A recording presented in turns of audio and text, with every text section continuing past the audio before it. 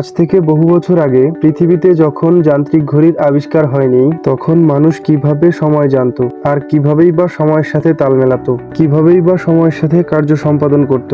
তো এসব প্রশ্নের উত্তর জানার চেষ্টা করব আজকের এপিসোডে। ধারণা করা হয় প্রাচীনকালে সময় জানার জন্য মিশরীয়রাই সর্বপ্রথম প্রকৃত নির্ভর ঘড়ি আবিষ্কার করেছিল, যেটি ছিল সূর্য ঘড়ি। চারদিকে ঘন্টার আর মিনিটের কাঁটা এঁকে দেওয়া হতো আর মাঝখানে একটা লম্বা লাঠি লাগিয়ে দেওয়া হতো। সূর্য উদয় থেকে সূর্য অস্ত পর্যন্ত সূর্যের আলো ওই লাঠির উপর এসে পড়ায় তার ছায়া ওই কাঁটার উপর এসে পড়তো এবং দিনের বিভিন্ন সময় তার ছায়ায় বোঝা যেত কখন কয়টা বাজে। কিন্তু এই ঘড়ির একটা সমস্যা ছিল, রাতের আধারে কিংবা দিনের আকাশে মেঘ থাকলে সময় বোঝা যেত না। তাই তারই ধারাবাহিকতায় পরবর্তীতে আবিষ্কার হয় জল ঘড়ি বা পানি ঘড়ি। খ্রিস্টপূর্ব 1400 সালে মিশরীয়রাই এই পানি ঘড়ি আবিষ্কার করে। পানি ঘড়িতে দুটি পাত্রের ব্যবহার করা হতো।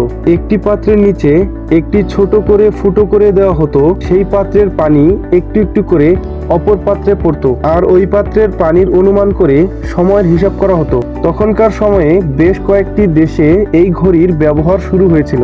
বন্ধুরা, ভিডিওটি কেমন লাগলো কমেন্টে জানাও এবং একটি লাইক, একটি কমেন্ট ও একটি শেয়ার করে দাও।